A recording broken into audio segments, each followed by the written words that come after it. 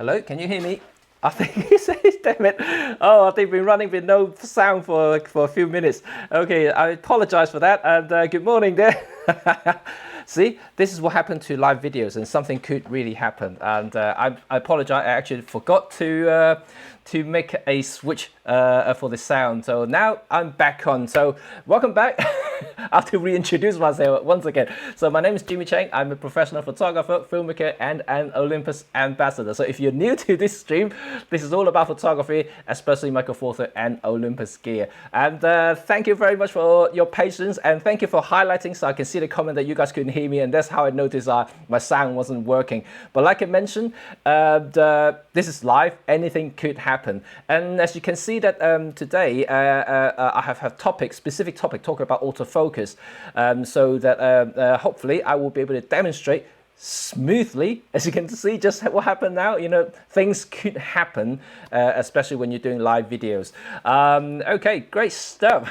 And so welcome back, and once again just want to say hi to a few people, because obviously I missed saying it out loud because the audio wasn't working. So Mark, Trevor, Robin, David, Daniel, Dave, yeah, Hart, Ralph. Yes, good morning guys, good morning.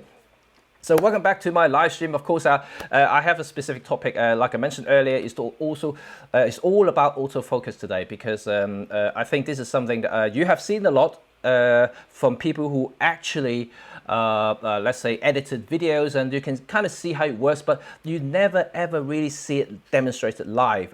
If you are not a content creator, for instance, if you haven't really used Olympus gears before, or if you're using older generations of Olympus gears, like let's say the contrast detect based autofocus cameras, you wouldn't actually see how good it is. The latest hybrid AF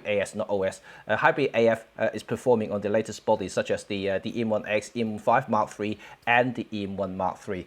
Especially depending on what sort of photographers or content creator you are, the autofocus is actually very, very useful, especially in my case, like what I'm doing right now. This is a perfectly good demo at the moment, and I'm using EM1X. The autofocus is on, having face detection turned on as well, so it tracks my face really perfectly. If I wave around left and right in the frame, I can still see that the camera is tracking my face. It's really, really good. This is specifically designed for people, I guess, who want to have this fast focusing tracking for human faces. So this is really good, and you don't really need the AI deep learning things on the EM1X. All you need to do, all you need is a hybrid AF. I keep saying OS, I don't know why. Hybrid AF enable cameras. Like I mentioned, EM1X, EM1 Mark III, EM1 Mark II, and the EM5 Mark III. These are the cameras that currently has the hybrid AF, which means that you have the contrast detect and the face detect AF combined together on sensor. There's 121 point to be precise, and also they're all cross type. For those who may not understand, oh, good morning, and Yoani, yes. So where I am now, so cross-focusing, yes, for those who are not too familiar with what these cross-type focusing is, they are more like an older type of technology that is being used very commonly in the older DSLR cameras. Well, when I say older, it's actually very effective for tracking things. And in fact, all the top-end DSLRs, such as the Canon's 5D series, 1D series, 7D series, Nikon's of course, you know, the 850, 500, 750, and also the D5, D6, they all have cross types autofocusing. This will enable you know, actual moving subject to be tracked very, very precisely, and that's exactly what Olympus has employed in the sensor, which is fantastic, because you can see the likes of Sony and Canon these days. They don't use the cross type on sensor cross type AF technology. Now they move on to something else, such as the dual pixels on the Canons, and Sony just completely slightly different thing. Although it's actually a hybrid system, but they use a slightly different technologies there. And Panasonic, unfortunately, they're still based on their contrast detect technology, so it's one of this DPD thing, and then You just have to, although it's fast and accurate, but it's have this hunting movement, which is actually not very good for, let's say, content creators who want to shoot video using autofocus only. For photography, that may not be so bad actually, and because you're not really seeing the jittery, as long as it tracks the subject and able to catch the subject pin sharp while it's moving, and that's what you want as a photographer. But as a hybrid, or as some people who shoot video only, or other content creators such as YouTubers and vloggers, this sort of AF system is definitely very, very important. No. So what, you want to watch something? Yeah, go on then. Okay, sorry, my daughter's asking for watching TV, and this is the only thing I can keep them quiet for a bit.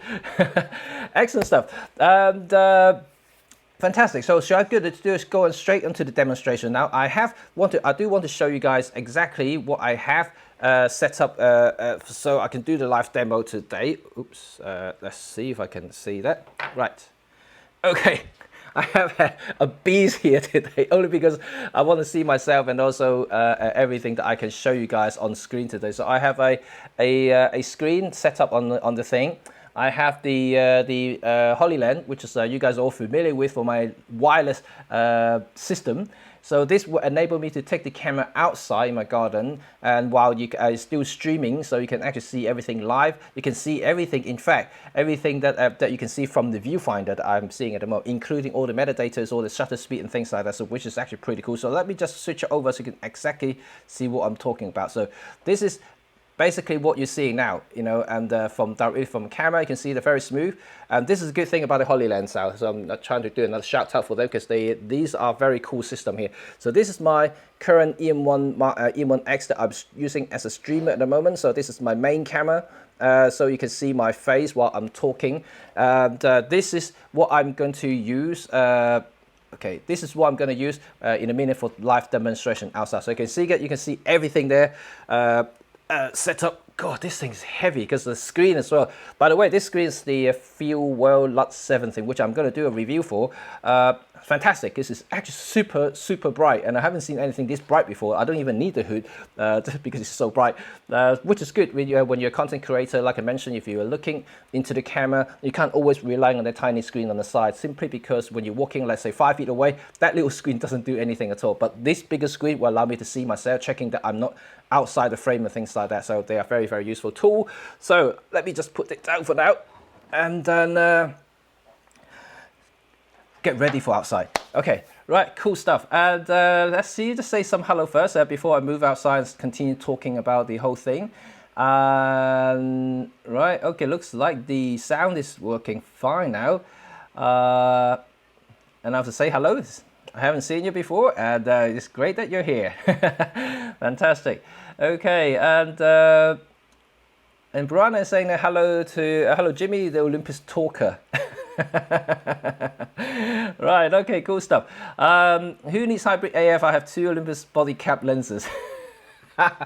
Well done you, Mark. If you have a body cap lenses, yes, you definitely don't need a hybrid AF. But really is, the hybrid AF is really fantastic. Just another thing, you know, I don't know if you noticed, if you've been watching a lot of YouTubes during this lockdown period, you may have noticed quite a few new Olympus families. When I say Olympus family members, is that these are new people used to use Sony, Canon, and these are joining the Olympus community simply because they found that the system, especially with the latest hybrid AF, is very useful for the content creation. And then they have ditched their Sony and Canon and now using Olympus EM1 Mark III for vloggings and content creation. It's great, right? You know, and it shows 2 things. First, the AF is now definitely on par, if not better, than some other competitors out there. And second is the form factor.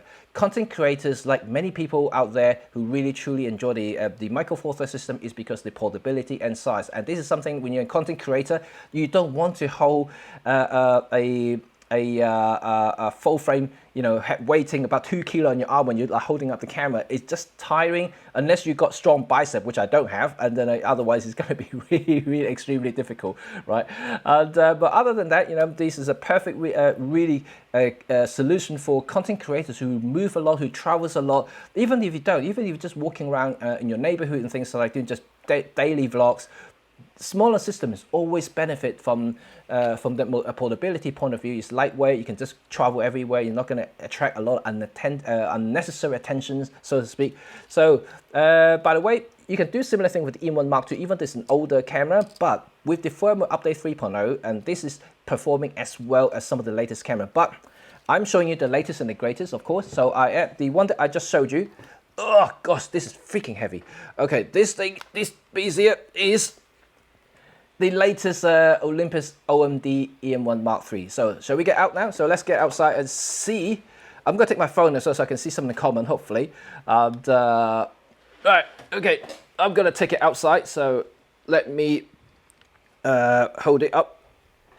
Sorry about this. This is live demo. This is fun thing about live demo. I'm gonna slap on my ND filter once again. So once again, I have to do some shout out. This is the Manfrotto Zoomy magnetic filter cap, which is actually really cool. Like that. I don't have to screw in a filter anymore. Just slap it attached. Great stuff. So I'm gonna turn off some of these icons so you can see exactly what's going on. And so let's see. Okay, I'm gonna change to the camera now. And ready. Great stuff. So let's go outside, and hopefully I can see myself. And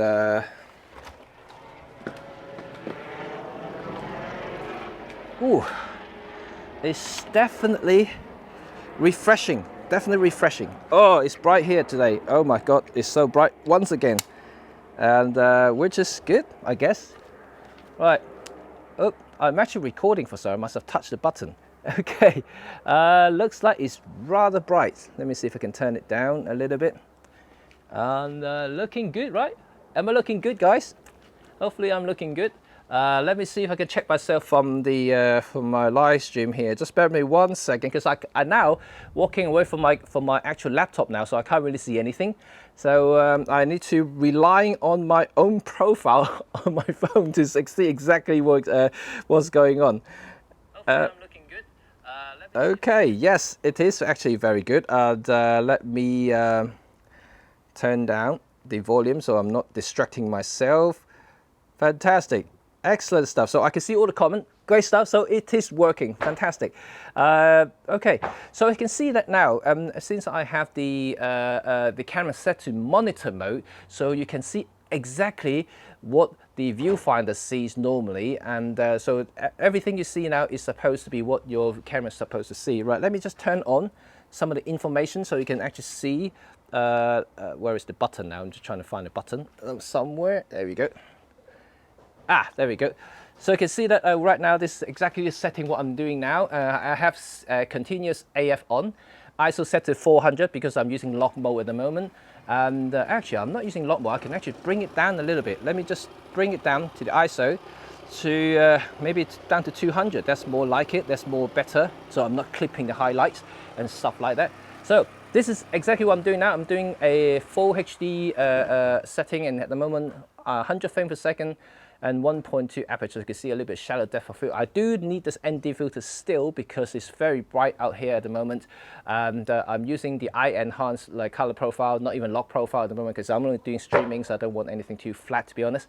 And that's just it. So you can see that this is how good the AF is now. So you can see my face being highlighted by the camera. In fact, if there is another person right here, even not just another one, maybe a group of people here, all the faces would be lit and squared up. So you can see all the faces there. And the latest EM1 Mark III special feature, which not many people have talked about, is that you can select which face you want to focus and track. And this is actually pretty cool, right? And you know, previously in the EM1X, the EM1 Mark II firmware 3.0, and even the latest EM5 Mark III, you can't do that. You can only select one face, and also the camera only highlights one face, where they're going to be the face that you're pointing the focusing point to, or another face there, only one at a time. So it's going to be either or in any given situation. But in the Mark III, the M1 Mark III, however, it allows you to choose which of the faces in the group to focus and to track, which is something that I haven't seen in many systems out there, it's very rare. I think if correct me if I'm wrong, I think the Sony has this feature, but other than that, this is pretty much it, and this is actually pretty cool, right? So let's say if I'm in a group situation where there are about 4 or 5 people and I'm shooting 1.2, for instance, it's a fairly shallow depth of field there, then very easily going to lose track of the focus, and also losing the sharpness because it's blurred out, it's not in focus. But in this particular case, the camera will see faces, and you can choose 1 or 2 main subjects you want to track continuously while in video mode. It does the same thing in photo mode as well. So if you turn it into photo, so let me just turn it into photo now. So if I'm going to turn it to aperture priority, for instance, so now it's in aperture priority. So of course it's not continuous, so I need to half press. There you go. So now I'm good. Once again, the camera can see exactly where I'm going and everything like that. So that's perfectly fine. And let me just go back to video mode. And there we go. So one thing about the continuous AF is that the the continuous AF preview in the viewfinder only activates as a continuous AF in video mode. So if you in aperture priority or any other photography mode, the CAF only works when you half press the shutter. And this is something that you have to bear that in mind. So that's why that if I do a demo of photography, it may not work as well because you can't really see me going in and out and while it's focusing. But let's do a slight walk around so you can see how good the latest EM1 Mark III really is. So let me just move it over a little bit. Okay, so now I'm in the shade. I'm gonna have to turn back up oops, I'm gonna bring up the tripod height. All right, you can still see me okay, so hopefully they'll see me. You see how quick that is? This is really quick, right? And let me just boost up the ISO, just flipping out. Turn it around. Okay, turn it to 50, that's fine. Okay, so that is awesome at the moment. So I want to see how far you can see the little square box highlighting my face, and this is exactly what the latest EM5 Mark III can do. So I am actually pretty far now. This is at least this is about 4 to 5 meters, maybe even 6 meters away now. I continue going away. Oop, lose me now. So this distance is round about, come back in. I would guess from the camera, this is about 4 to 4.5 meters, I would say. This is the kind of distance that the camera can still see my faces, which is actually plenty, to be quite honest, depending on focal length. I'm using the 17mm 1.2 Pro at the moment, so it does work really well. And you can kind of imagine in the content creation world, if you want to freely roam around in the scene while maintaining focus, and something like this is definitely valuable. Even though the EM1 Mark III may sound a lot of money in the Micro Four Thirds world, but having features like this it's just amazing because you don't have to have another person there. You don't have to have a partner helping you out for focusing or just trying to track you. Because now the camera can track everything without having another manual input, which is something that previously the EM1 Mark II couldn't do until the firmware 3.0. So the 3.0 is actually almost as capable as the Mark III now. The only difference, like I mentioned, is that now the Mark II doesn't have the multiple faces tracking. It sees one face and one face only at any one time. Even though there's other people's up here, you can only see one, and then and you can only track one at a time as well. So you cannot switch faces.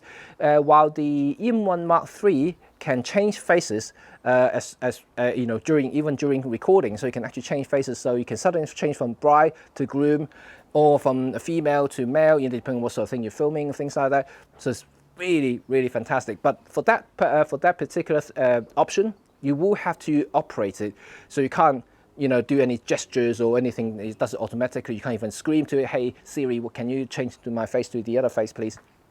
Unfortunately, you can't do that, but you can do that having another person there simply by tapping the screen either, or customize one of the button, or even the front dial to do the selection of the faces. So that is something to scream about the Mark III. Let's see whether there are any. Let's see whether any other interesting thing that you want to talk about. And Oh, Yanni, it's very interesting. You're gonna get Holy Land and Field World soon too. Wow. Okay. Cool stuff. Uh, David, you have a question about do all Olympus lenses support constant AF while shooting? Yes, they do. Well, when I say that, most of the MSC compatible lenses, which you have to look on the label, but I'm pretty sure 99% of the Olympus lenses actually do support MSC. MSC in Olympus means movie still compatible, which means that the motor usually is silent and also speeds smoother, so you're eliminating this jittery effect from these older style of autofocusing motor. But other than that, they should all be compatible, should be all fine for using on continuous AF. But now I have to say that depending on the lenses, some of the motors are faster than the others. The pro lenses tend to have faster motors, and that's what allowing you to kind of move in and out quickly while trying to maintain focus. For instance, let's see, like. So it just tracks it really well. If you use some of the premium lenses or kit lenses, it is not as quick. I mean, you can still do the continuous AF, but it just tracks it slower. So if you go out a little bit or just move in like back and forth just a little bit quicker, the lens will take a little bit of time to try to go back to the focus. It's not actually the system itself, is the lens motor is not fast enough to cope with the changes. So sometimes you have to determine what sort of lenses you use and what type of movement you want to capture. If you want to just generally just talking like this, you know, any lenses will do the job very, very well. But if you like, let's say if you want to do something like really rather crazy, like maybe dance video, something like that, you may want to use a slightly faster focusing lens, so that will allow the motor to keep up with the change in distances. So that's something that you need to be careful. And Hart said, not a vlogger, but interesting to learn something new. And waiting for tonight's YouTube. Yes, absolutely. Yeah, yes, that's right. Because tonight, or depending where you are, this afternoon in London, 3 p.m, I'm going to have my YouTube live talking about Micro Four Thirds photography. So it's going to be really fun. Hopefully, another fun session. Hopefully, I'm not going to lose my voice, because usually when I do a YouTube live and I can talk non-stop for 2 hours, and eventually I'll just lose my voice. And but it's showed how engaging I was. But you guys helped it. You know, it's really, really fun. I see all the comments there, all the conversations there. It's just fantastic. Excellent stuff. And Mark, you keep creating all these hashtags for me, you know, like when I'm now hashtag Olympus Talker, hashtag Olympus Dancer, hashtag Olympus, was it packaging? No, that wasn't you, that was Brad, right? Brad was there. Right, cool stuff. So does it look good? I think the M1 Mark III autofocus is definitely really, really good now. And, you know, because I know for a long time, and even though when the first M1 Mark II came out, people were talking about, okay, the hybrid AF is really good for photos, but it was never really truly that good in videos, simply because for some reasons, even though that it has the Trooper 8 processor, which is actually pretty fast, the autofocus in video mode was only contrast detect. Yeah, you heard that right. Yeah, not many people actually talked about it before the firmware 3.0, because once again, Olympus wasn't really known in the video world. But now, I think the game has changed. I think now more and more people, like I mentioned, that a lot of the content creators these days on YouTube and other vlogging community are finally seeing the effect on the latest M1 Mark III, or any of the hybrid AF enabled cameras, whether it's going to be M5 Mark III, M1X or M1 Mark II, they're all very, very capable of doing what I'm doing right now. And then, so which is great stuff for content creator, for instance. And you know, like I mentioned, photography is really great, yeah, and you don't have to worry about with this system. The hybrid AF works really well with all the movement in photography terms. You can track whatever frame rate that these continuous AF can cope with. So whether it's going to be 15 frames per second on the mechanical shutter CAF with autofocus on, that would be fine for like kids running. I mean, I do a lot during school open days, and then when I see my kids running around the playground, I use CAF on the M1X, and that tracks them really, really well, I have to say. And then, but For those who are intending to do a little bit of videoing on the side and who are not very familiar with manual focusing, who just purely rely on automation, and now you have a system, you now have a camera that is small enough, portable, and capable that you can use in any sort of situation, especially because the EM5 Mark III onward, yeah, all the EM1 cameras are all weather sealed, so you can take it anywhere. You can just have fun enjoying what you want to create, what you want to talk about to your viewers, and this is really fun and great stuff. Like I mentioned on YouTube in the last month or so, I see a lot of people really switching to Olympus after they try the EM1 Mark III. Then once again, this is something I also kind of trying to highlight. If you are not already an Olympus guy, or haven't tried any of the latest camera, try not to say something before you really touch something. You know, like I'm not just talking about Olympus, but more in general terms, because so many people who always only talk about specification, whatever has been listed on the spec sheets, and they never really realize the usefulness of just one or two single features. Olympus has done it really well into just implementing small features but make big differences. And in this particular case, so loud out there, something is doing something. So like Olympus is really good at doing this sort of thing. And in this particular case, the EM1 Mark III may only sound having just a very slight difference in terms of specification wise over the EM1 Mark II, but these subtle differences really make a huge difference depending on what sort of content creators you are, whether what sort of photographer you are. It is very genuinely good. For professional, you know, for someone who does a lot of people shooting like myself, the enhanced portrait mode is definitely very cool. Oh yeah, one thing, let me just kind of get you another demo is the IAF, right? Because you guys haven't seen IAF yet, so let me just turn on to aperture priority mode, and let me just see. Right, you need to enable this, to have the eye turned on. So now you can see the eye. Yeah, right. So, well, no, I'm just turning to 1.2, so at least you can see me properly. So, this once again is pretty cool for the. Oh, by the way, yes, I forgot. Yes, the CAF is not enabled in the photo mode environment, like I mentioned earlier. So if you're wondering why it's going out of focus, because the CAF is not continuously tracking during the in PASM mode. So in movie mode is the only mode that is continue tracking it, so you can give the operator a clear sight of what is being tracked and things like that. But in the photo modes, you don't do it unless you half press the shutter button, so to continue tracking it. Other than that, you can't do it. But I'm just trying to show you that where the camera can see my eyes properly, so you can see that it is seeing my eyes properly. Okay, I keep having to stretching my arms to touch the shutter button to make sure that I'm in focus. But I can see it is working. The eye focus is working. I can go further away as well, but I can't make sure, I can't make that thing. I can't touch my shutter button. Damn it. Maybe something that Olympus could change in some sort of firmware, making sure the CAF will continue operating even in photo modes. But at the moment, it's pretty cool, right? And of course, you can change to left, right eyes as well, and then you can see the left eye, left eye, right eye. Can you see the difference? Left eye, right eye, left eye, right eye.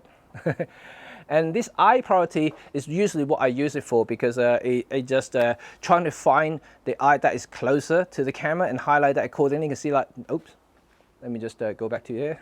So you can see like now this eye is closer. That's why it's highlighting this eye. If I go to this eye is closer now. So this is actually pretty cool, and something that I use very often when I'm using the EM1 Mark III, especially in portrait environments, shooting models and shooting my clients, for instance, is very useful. Previously, I know that I mentioned before, because of the Micro Four Thirds deeper depth of field, you're not always get into trouble shooting wide open, because you don't have that really ultra shallow depth of field effect. So, but if you do slap on a slightly longer lens like 45 1.2, you will get that. So you just have to be careful what sort of lenses you are. So having that extra security there, it just helps a little bit, just in case you do lose a little bit of focus. And in this particular case, all the AF is working fine and tracking very, very well. I'll do that again. Oh, damn it. Okay, see, let's see what else you guys are talking about. Let's, oops. And right, do you set video on the mode dial, or do you just press record when using PASM? Ah, okay, very good question, Trevor. Yes, okay. So, no, if you want to maximize everything that you do with videos, please do not press the record button in any of the PASM mode. Because first of all, you lose some of the actual dedicated features which enable in the video mode, and also once you press record in PASM, you cannot adjust any setting on the fly. So like you just have to be very, very careful. Let's say if you're shooting aperture priority, you press record button, you set the aperture is 1.2 and then the shutter speed whatever 1/250th second. And you press record button, you got a good exposure because this is the scene that you're capturing in photo. But you press record, that will turn into video, starting recording the video in that particular setting that you set for your photo. But let's say suddenly the sun creeps in, very strong sun. You're trying to reduce the actual exposure. You can't, because you are fixed at 1.2 and 1/250th of a second. You cannot do anything whatsoever. So that's one thing. And second thing is, in dedicated video mode, not only you can change the actual shutter speed, aperture, ISO, anything, and then you can still do a lot of other adjustments, such as the peaking and everything, and for manual focusing, that is, and other adjustments such as changing autofocusing point while recording and things like that. So a lot of things going on there with the dedicated movie mode. So make sure that if you want to shoot video, quickly turn into the video video mode, so and set it from there. But also another thing is, if you are familiar with video making or filmmaking, I usually use a more cinematic setting, which is 24 frames per second or 50 frames per second on 1080. So in this particular case, you do need to use an ND filters to reduce the light using double rules. I usually using double rules. So which if I shoot 24 frames per second, I will use a 1/48th speed on the camera, or 50 frames per second. I'll use 100th frame per second. So not frame per second, 100th shutter speed to get that little bit cinematic movement there. So you kind of need that, otherwise you're going to have choppy frames or stutter frames, which is actually not very, very nice. And this is something a lot of photographers actually missed, is that because they're so used to adjusting the aperture and also the shutter speed to whatever they like for a single frame exposure. And this is something that you don't do in video, which is totally different. You kind of have to retrain your mind to do that. In movie world, you really want to fix one shutter speed for any shoot. You know, whether it's going to be slightly smoother and look like the 50 or 60 frames per second. I'm not talking about slow-mo, yeah, just talk about general movement. At the moment, I'm shooting 100 frames per second, so no, 50p at the moment, so you can see that it's quite a bit smoother. But you can also do a slightly more cinematic look, which is 24 frames per second, to getting a slightly more slowly kind of blurry feel to when you move a little bit, which is the more traditional filmmaking or filmmaker would use. In that case, you will kind of have to stuck with those frame rate, and in that case, you can't increase your shutter speed beyond what is allowed for. You can, but then you're just having choppy frame again, once as that I mentioned earlier with you in aperture or shutter speed priority mode in photo, a PASM mode. So hopefully that answers your question. Let's see whether there's anything here. And so Trevor, I hope that makes sense. You can take videos, of course, in PASM, but you are restricted to the setting that you have for the photos, not videos. And so you just have to be very careful on that. So that's why I always talk to my clients, and if they want to ask me, oh, can you do both photos and videos, I usually would say to them that I would like to either do photos or just videos. I don't want to mix them up, because changing modes is fine, but it takes a little bit of time. So I have to either prepare and fully concentrate on movie making or just stills. I'm definitely more confident in both at the moment, but then if you want me to concentrate making a good job, I would choose just one, not both at any one time. So that's, hopefully that makes sense. And that's stuff. Donny, good afternoon. And oh, good morning, I think. Right, okay, stuff. So hopefully that all makes sense. Let me turn it back to movie mode, because I like movie mode just because it tracks my face better. And let me just turn it back to movie mode. Yes.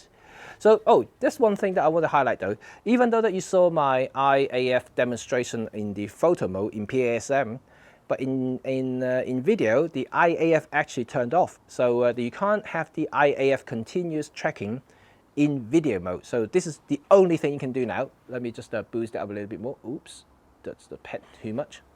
That looks good now. But you know, I think, like I mentioned, in movie environment, it's not actually as bad as you may think, simply because everything's moving. You know, like we're not capturing a still single frame, and any sort of misjudgment in autofocus is kind of a bit more forgiving, simply because you're moving on constantly, and by the time you stopped, you know, the focus should be reacquired, and that means that you should be fine. In photo mode, of course, you talk about hit rates. You know, let's say if you do 15 frames per second in any actions, and you may see 1 or 2 frames being lost, you know, but this is very common for any sort of photography cameras doing continuous AF tracking subjects when they're running or whatever.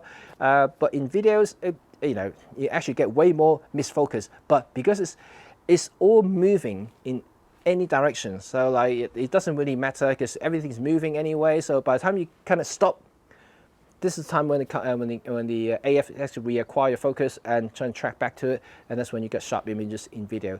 So that's cool. Let's see if any other comments and you want to ask, or anything, questions you may want to talk about. Cool stuff. Looks like I'm nearly the end of my live stream. Let me take this massive beast here, and then to take it back into inside so I can say bye properly. Right. Okay. I'm going to see how I'm going to hold this thing, because this is so big. Right, okay. Let me just, God damn it. Oh, you know what? Yeah, this thing really is heavy. Imagine like holding like this vlogging. I don't think I can hold this for vlogging for too long. Right, okay. I'm back indoor. Fantastic, right? Okay. Let me put the camera down and switch back to my main cam. And okay, there we go. Wonderful, wonderful. Was it a good demonstration? Hopefully you guys could see me properly, and everything that I said made sense. So if you do have any questions, please do fire away. And if I don't answer you here, you can always message me, private message me on Facebook or Twitter, Instagram, whatever. You got all my contact detail here. Even email me if you wish. I know some of you guys are already emailing me, so that's all good. You know, I'm a friend here, so I'm just answering a lot of stuff. That's okay. So mind you, remember that I do have another live stream later on, not on Facebook, but on my YouTube channel, Red35 Photography. The link should be in the description. We're going to talk about Micro Four Thirds photographers, and yes, I did a poll a few days ago asking what type of photographers you are. That we're going to have another fun discussions and stuff like that. So hopefully it's going to be an absolute blast. Like I mentioned, you know, I could easily talk hours for that, and people would just you know, talk and talk and talk. You know, most of the time I couldn't even get through all the messages because there's so many.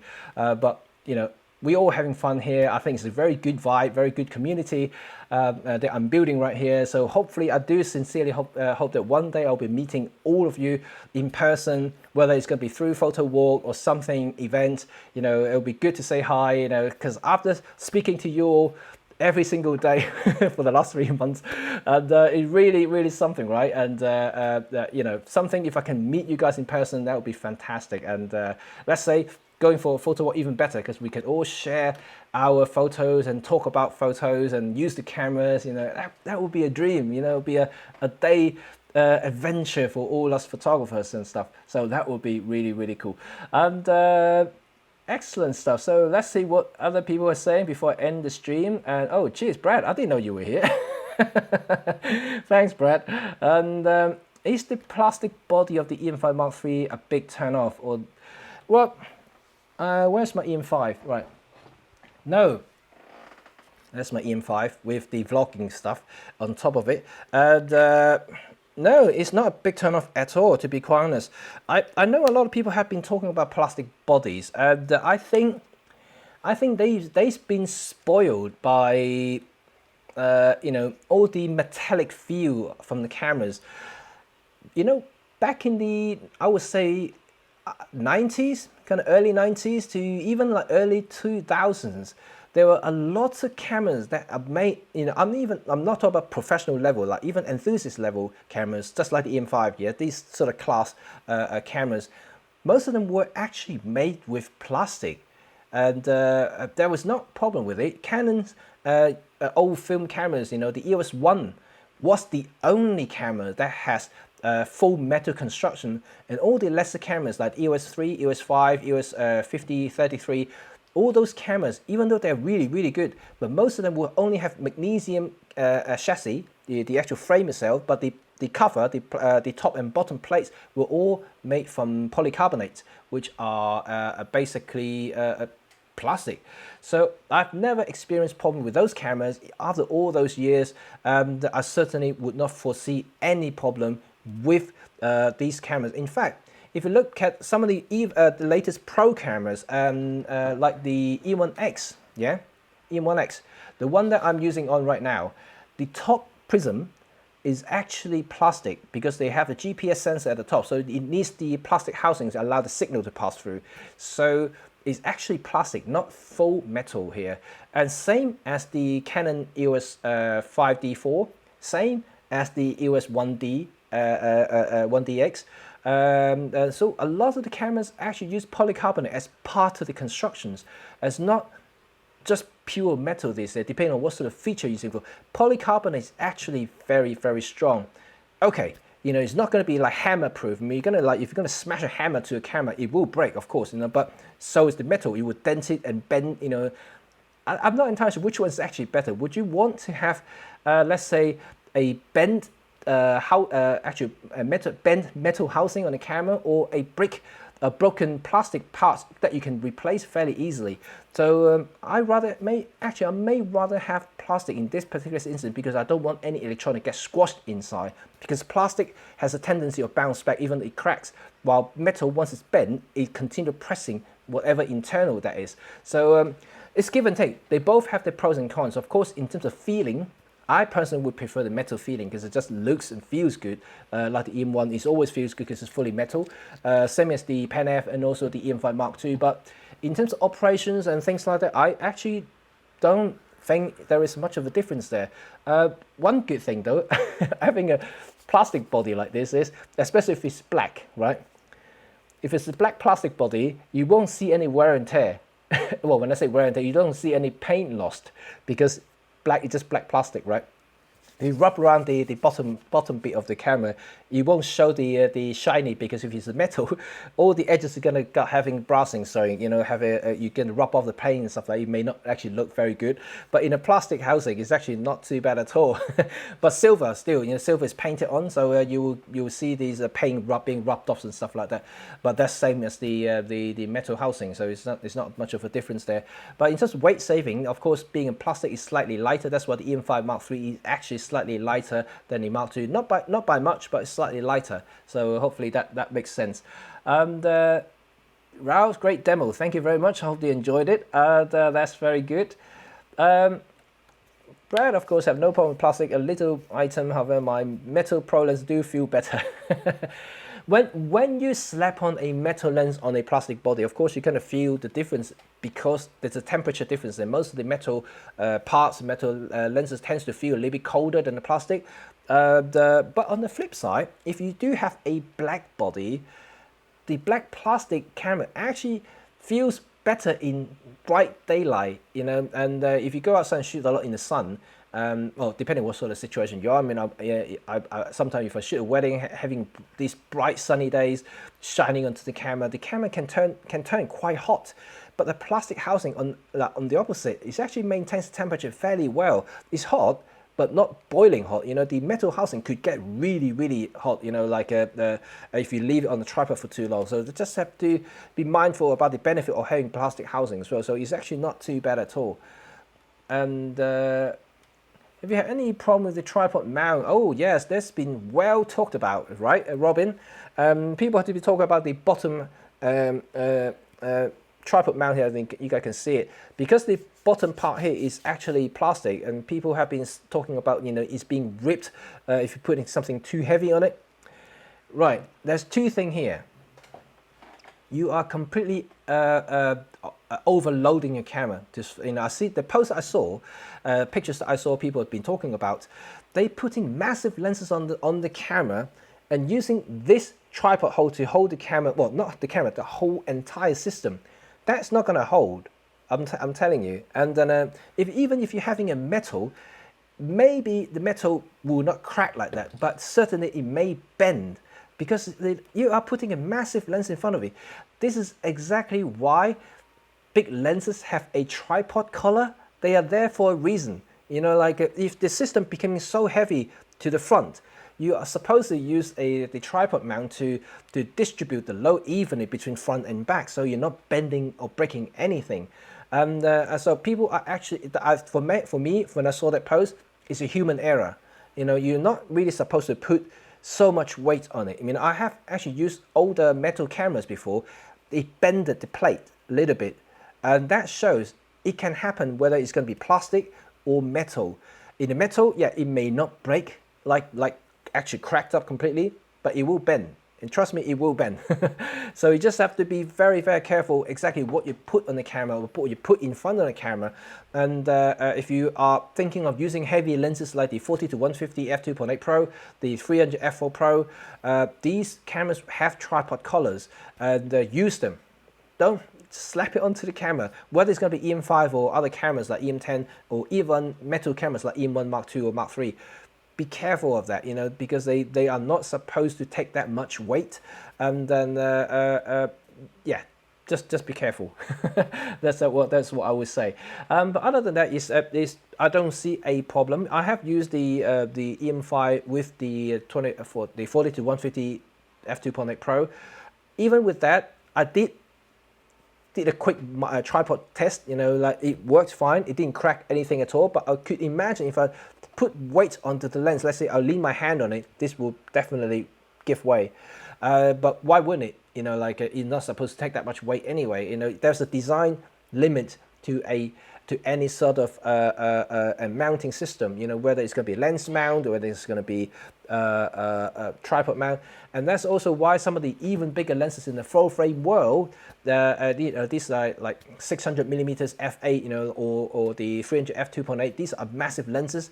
Why do they give you not only the tripod mount, but also a strap for the lens?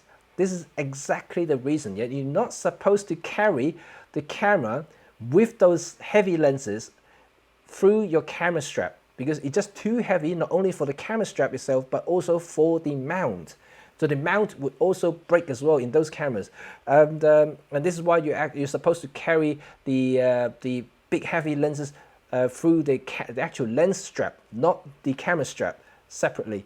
So hopefully that makes sense. And this is exactly why when I saw that photos, I just shocked by how much weight those guys put onto it. And so I just don't want to repeat the mistake just by telling everybody, just please use your tripod mount. They're given to you for a reason. Just don't take it off. You know, if you're intending to put on a lighter body, if you use it on an EM1 series, the EM1 Mark II, Mark III, the EM1X for the, let's say, 40 to 150 or even 300, may be okay, because they are bigger camera as well, you know, and so there's not too much of a problem. But anything bigger, let's say for instance in the future, the up and coming 150 to 400 millimeters pro lens, the big white beast, that is going to be a heavy lens. So if you mount that lens on and put it on a tripod, even the EM1 series may break the plate. So try to be careful and use the tripod collar, please. Okay, cool stuff. Hope everything's good. Right, so you guys enjoyed my live demo, and hopefully everything went smoothly. Obviously, I couldn't quite tell the demo earlier whether it's working perfectly or not, because I only saw the comments here. I was answering people, but I didn't really see exactly what's been transmitted from the camera to the streaming software for streaming. Hopefully that went well. You know, if you don't, let me know. But anyway, so once again, thank you guys for joining me, and I'm going to have another 3 p.m. Talk on my Red 35 YouTube channel. You are all very welcome to join me for a nice chat. Bring your coffee, remember, because it's going to be a long chat. Hopefully, I'll be able to last through the entire session. So I'm hoping. So join me again tomorrow. We're going to have another topic, another thing to talk about. I haven't decided what to do yet, but yeah, I will certainly by the time I'm going to podcast. Anyway, so welcome everybody, and lovely to see quite a few of you guys actually join me today, so that's fantastic. Once again, I'm going to give shout out to Holyland, the Mars 400S, because they are just brilliant for the live demo purposes. I think it's actually doing a brilliant job, hopefully. And the Fieldwell LUT 7 screen is definitely something I wanted to talk to you guys about for some time now, because it's been a very great tool for people who may not have a very good eyesight like myself. You know, you want to step away from the camera while still seeing yourself in the camera, making sure the composition is correct, whether it's still in the frame, whether it's still in focus. Bigger screen always help for those type of situations. It's not for everybody, so like you have to make sure that this is something that you do constantly, whether it's going to be content creation or filmmaking. A screen is obviously very, very useful compared to the little screen on the back of the camera. Awesome stuff. Well, thank you very much, and I'm going to end my stream here. And don't forget that this afternoon I'll see you all later on, and I have my buy me coffee and also my Instagram link if you want to follow me. I'm going to put it right here. Yeah, if you want to follow me on my Instagram, there we go. I'm going to make it big, nice and big, so you can all follow me. So Instagram, Twitter, and also my website. You can go and check out myself. Yourself, not myself. Excellent stuff. So, and speak to you guys all, and have fun. Enjoy your day, even though the sun suddenly disappeared. I hope you're going to stay sunny, so I can maybe go outside later on this afternoon. Anyway, see you guys all. Bye for now.